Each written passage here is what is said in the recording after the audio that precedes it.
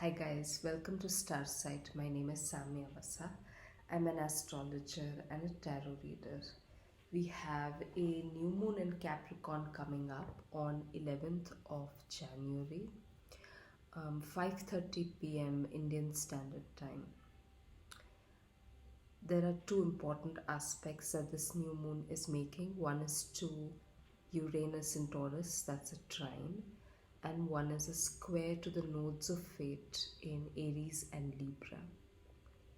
The rulers of the new moon, Mars and Saturn, are going to be in a harmonious aspect when the new moon peaks, which is great news for us. So I'll come back to that bit as I work through the delineations of this new moon. Now, as always, this video is going to be, the information here is going to be most useful and relevant to you in terms of the house topics that Capricorn is associated with in your natal chart. If you're using the whole sign system, then Capricorn will be associated with one particular house in your chart. So if you know the house topics of that particular place, it's going to be easier for you to apply this information to your life and your experience currently.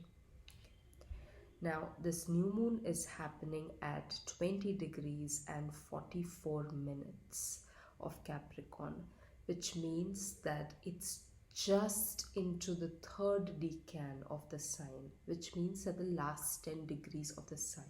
Each sign is 30 degrees. Each 10 degree bit is called a decan. So with 20 degrees and 44 minutes, it's almost 21 degrees, and that's where the new moon is occurring. Now, this particular decan is associated with the Four of Pentacles in the tarot.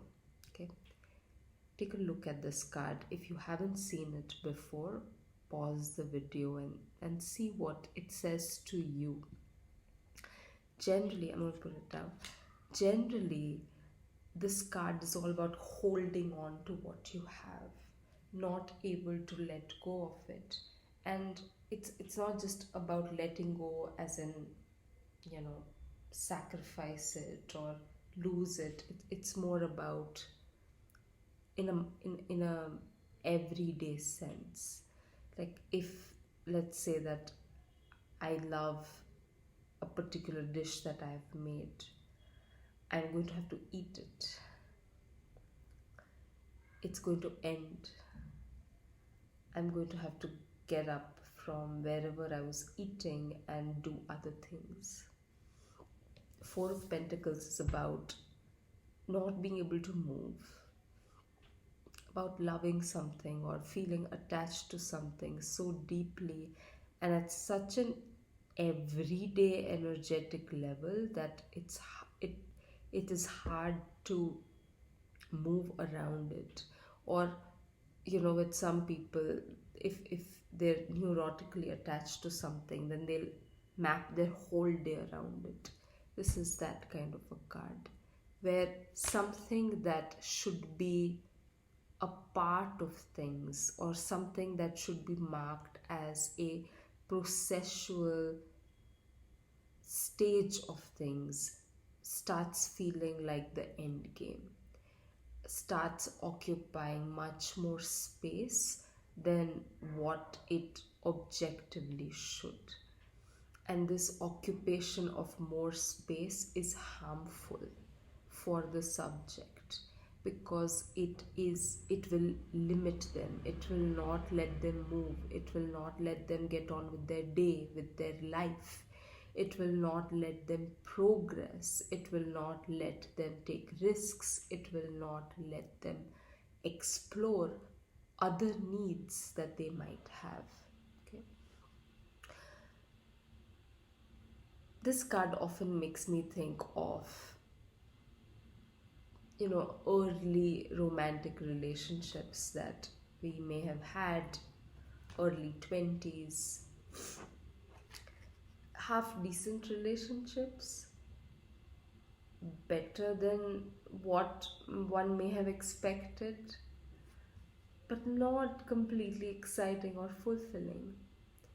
And yet, the feeling of, well, it could become the relationship of my life, or it could become exciting, there's potential, we understand each other, that kind of thing.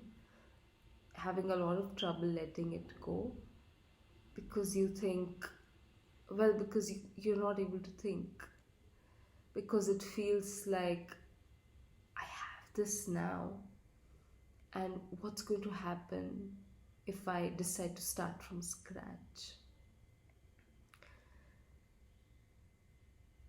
Because this is the Four of Pentacles, this is often when this card appears, it is often a stage in our lives when we are actually at the beginning of something. Early 20s is the beginning of a real romantic life, but it feels like the end, or it feels like a stage of development that after which there is culmination, whereas actually it's just the very beginning.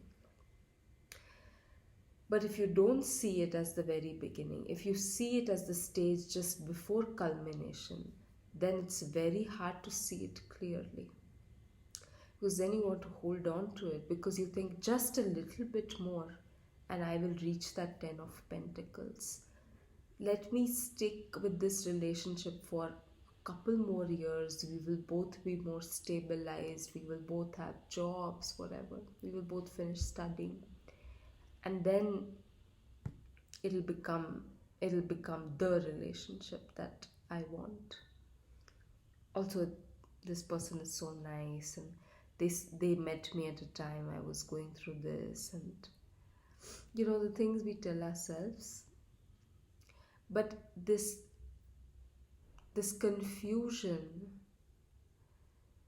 this distortion comes from this key misunderstanding that after this point, culmination is waiting. It's the beginning. If we could keep that close to us, if we can keep that in our minds consciously, that this is the beginning, then we would have much more ease in letting these half decent things go. My example is that of a romantic relationship, but it can be anything, right? And it can be at any age, any stage of life. That there are things that sort of are good, but we are not satisfied. But we keep arguing with ourselves about how some of it is good.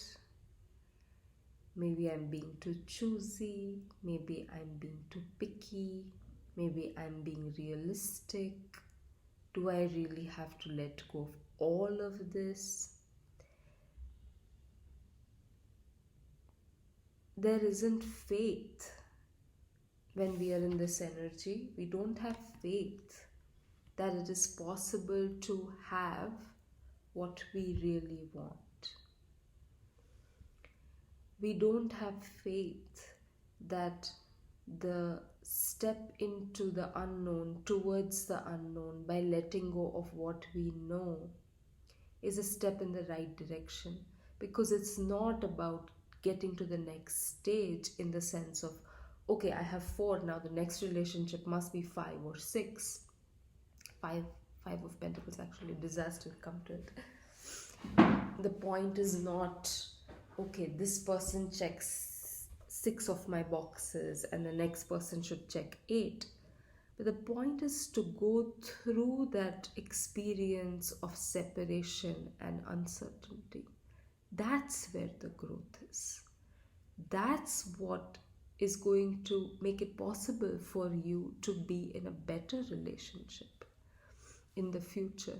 It's less about, oh, have to land the right person. It's more about, am I ready for the right relationship? Am I ready for a relationship where I am both happy and able to trust that happiness? Whatever it is, whatever right relationship is for you, it's going to be different for everyone. But you know what I mean, right? It just sounds so logical when we think about some of these problems, some of these indecisive moments in our life. From a distance we think, of course I wasn't happy. Of course I should have left. But when we're in it, that's not clear to us. I'm saying this right now, but just a year ago, I was in this energy. I was living in an apartment that I hated. But I hated it because it was full of things that frightened me. And I had friends who came to the apartment and felt, oh, this is so great. The location is so great. The money is so great. The light is good. The size is good. The deal is good. And I kept questioning myself. Am I'm just being afraid. I'm not seeing the good things. If I move, I might not get a better deal. I was just going round and round in my head, and I wasn't able to prioritize my feeling that I wasn't happy there. And this is the same thing, right? I was not thinking of it as a beginning. This was my first apartment in this city. I didn't think, okay, I stayed here for a year. Now I need to keep moving till I'm happy. It doesn't matter what the cause of my unhappiness is, but until I find the right place, I am going to have to keep moving. If I had thought that way, if I had seen it as a Four of Pentacles stage instead of a just before Ten of Pentacles stage, I would have been able to move much easier. I did actually move.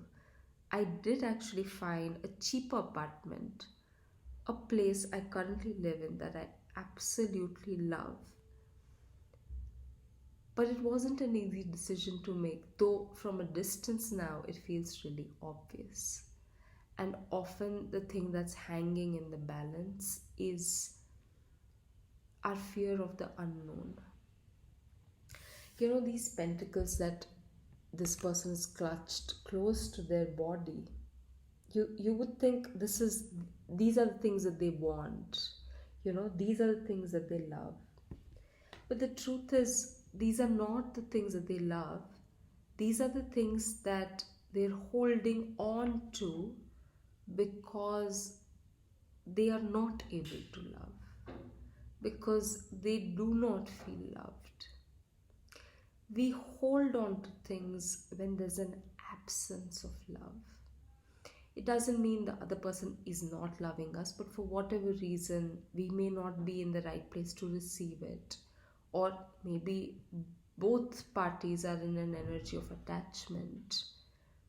It can be all kinds of things. It's not always the other person's fault if you're not feeling loved. But it's attachment. Attachment is at its strongest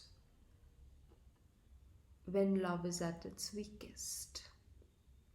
And so these things, whenever you find yourself feeling really attached to anything, this apartment, my relationship, my professional identity, my child, my body, my health, whatever it is, know that that's a substitute, whatever it is that you're feeling attached to.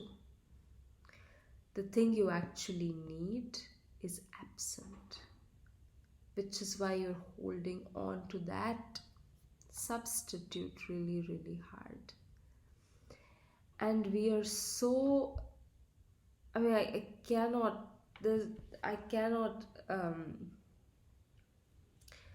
explain to you how completely convinced most of us are that we are not going to get what we seek. You think everyone's hustling and going crazy and chasing things and being so desperate, and that must mean that they really want the thing that they want. But no, it's all of that, all of those are substitute processes. Most of us are deeply, deeply convinced, we are certain that we are not going to get what we want, and so whatever comes our way, we grasp onto it and we think this is it, and we get so embroiled in it that our own body starts tricking us, our eyes start tricking us, our minds start tricking us. We think, but I did feel love for that person. I did feel in the moment that it was right. My intuition was speaking to me. You know, it takes a lot of inner work, it takes a lot of spiritual work, it takes a lot of perspective to understand that sometimes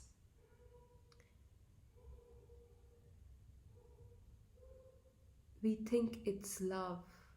And this does not only have to be romantic love, love for work, love for things, love for a child. It takes a lot of work to understand that what we thought to be love, what we experienced as love, was us compensating for what it wasn't. And this, you can't always prevent this confusion. You know? It's part of the human experience, and it's going to happen, and you're going to fall down rabbit holes, and you're going to think, this is it, and it won't be. So this is not about you figuring this out once in your life and then you're done. This is a process that we all go through at different stages and multiple times. Right, so this person is attached to these pentacles and will not let go. And you know what the next card in the tarot is? The Five of Pentacles. Actually, I should have gotten that out too. Here, Five of Pentacles. This is a card about feeling left out in the cold, feeling alone, feeling like you don't have what you need. These two figures, the mother and the child, are out in the snow. The cathedral is right there. It's lit up and it's warm, but they don't see it. This is what this is a very painful card, because as the reader, you can see that the cathedral is right there, but these two don't. And it's not only because they're so caught up in their tragedy or they're so caught up in their negative feelings. It could be for all kinds of reasons. They don't see it because they've had bad experiences with exclusion. They don't see it because something inside of them knows that even if they were to knock on the door of the cathedral, they wouldn't be admitted inside. For all kinds of reasons, these two do not get what they seek, though it's right there. So what the lesson of the Four of Pentacles to the Five of Pentacles is that even if you hold on to these pentacles, you are not going to be able to avoid this experience of your scarcity, this experience of the acute lack that you feel inside of you, the lack that has driven you to get attached to these pentacles. But the other lesson of this 4 to 5 transition is also that when you do let go, if you do decide to let go of these pentacles, you will still get to the 5. But that will be a much more intentional healing experience of embracing your lack, of getting to know it, of getting to know yourself, of really getting familiar with the bits of you that feel left out in the cold. So, whether you hold on to the pentacles or whether you let them go, you are moving to the 5 of pentacles, to this experience of scarcity. But that experience of scarcity can either push you into deeper alienation or it can be incredibly healing.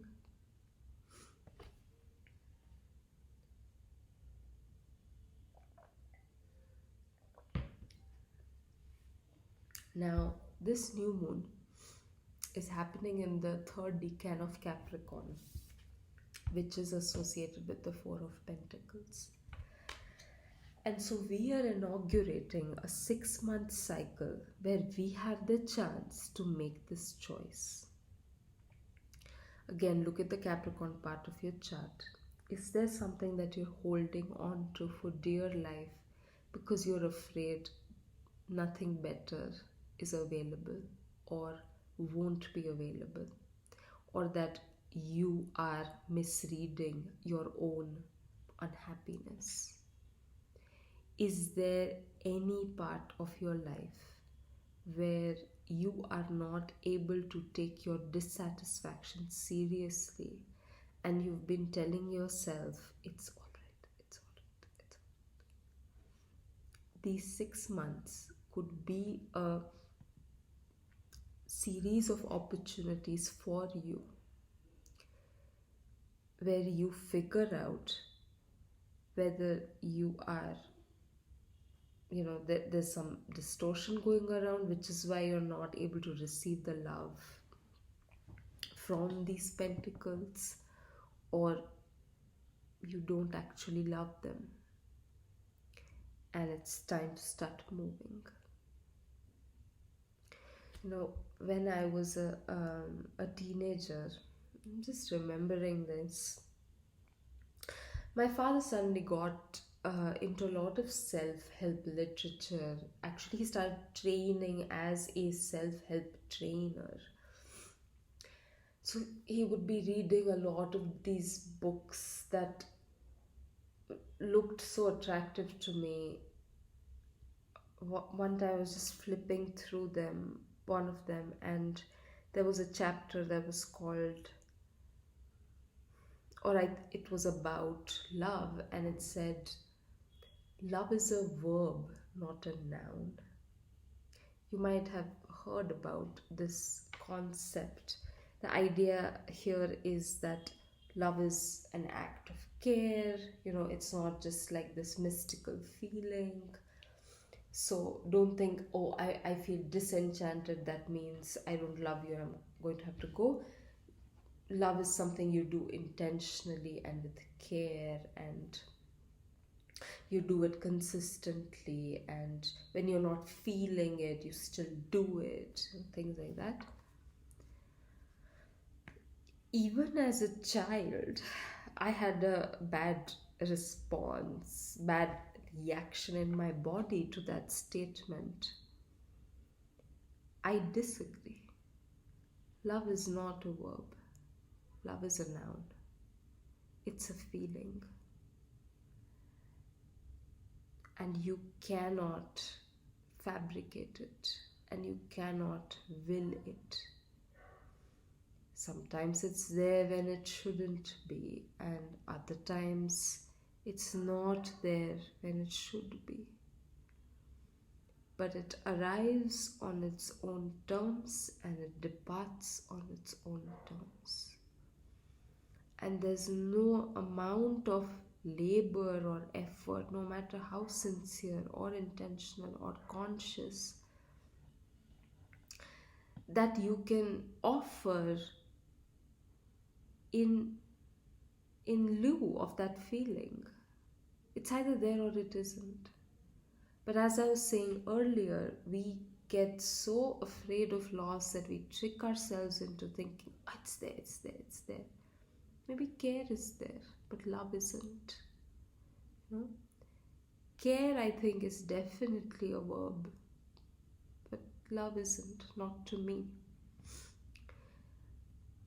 The problem also with these kinds of concepts, I think, love's a verb, not a noun, is also that it makes you think that more doing is going to be your answer. Do more,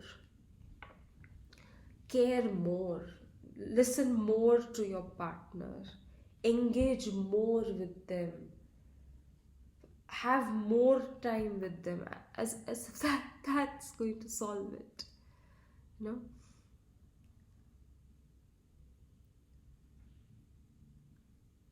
For me, the lesson of this cycle is to do less. If there's anything in your life where you're having this issue of not feeling happy and not being able to decide whether it's time to leave or not, do less, so that the voice of the body can become clearer, so that the truth of whether you love something, someone, or you don't gets clearer in the silence, in the doing less. Now, this is a Capricornian cycle, and Capricornian values are actually keep going. Effort, discipline, hard work, perseverance, persistence, consistency.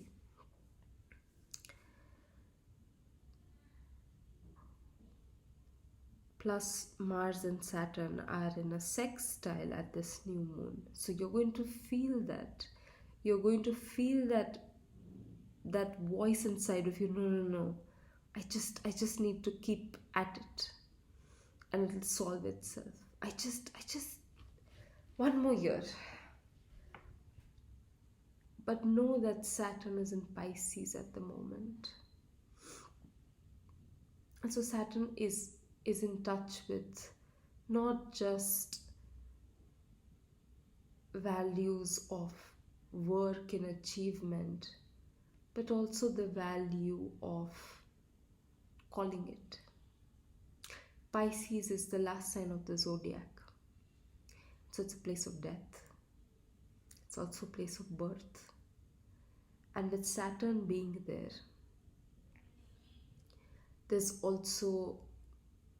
we also have the strength, we also have the capacity to face what has ended, what is ending.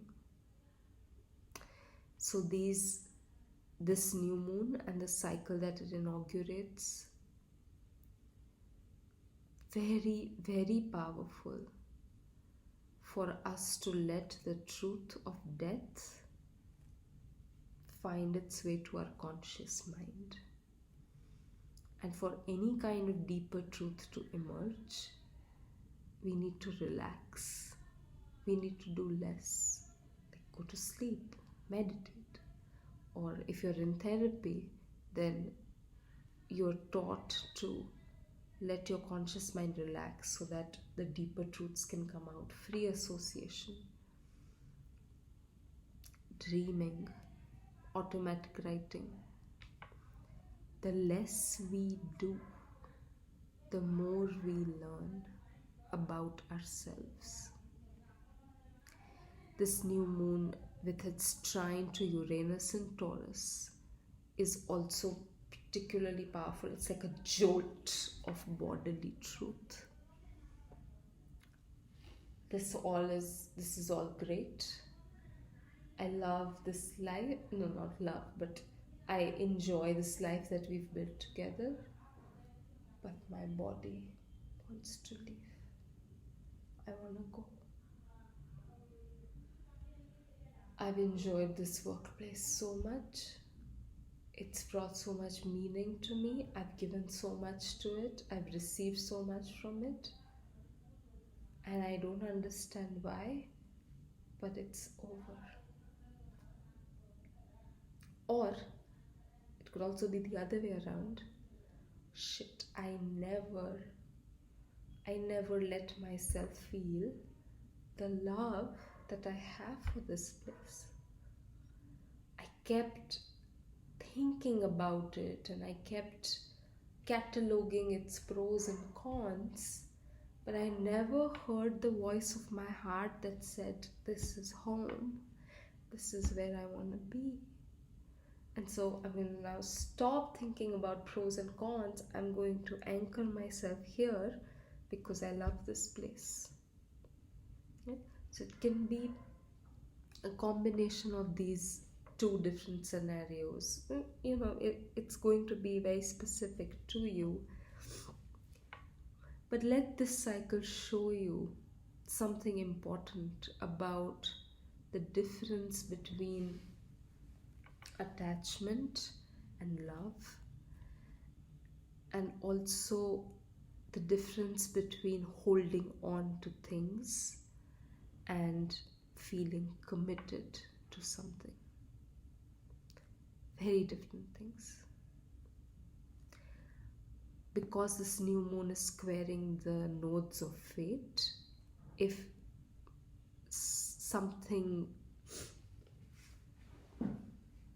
you are called to make an important decision through these 6 months, especially in the Capricorn part of your chart, it could be a very significant event in terms of your entire lifetime.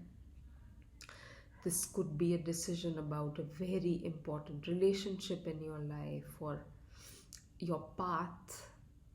It could also be a relatively minor decision that then comes to occupy a lot of significance as you go on. Like I just let go of this apartment, but then in looking for the new one, this happened and this happened and this happened, and in 5 years my entire life has changed because I let go of that apartment, something like that.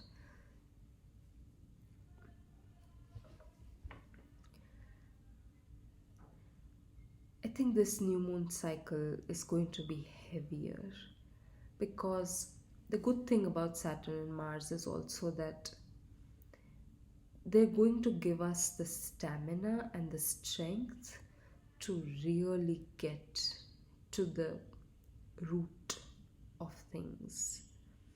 It's going to give us the tolerance, emotional, psychological, intellectual, physical tolerance that we need to unearth some of these deeper layers within us.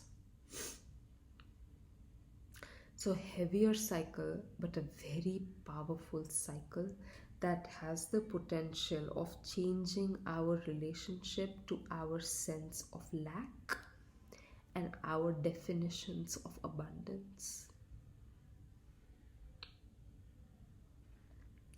So, I'm not going to say happy new moon to you after this discussion, but I hope that this is a powerful, helpful new moon and a new moon cycle for you.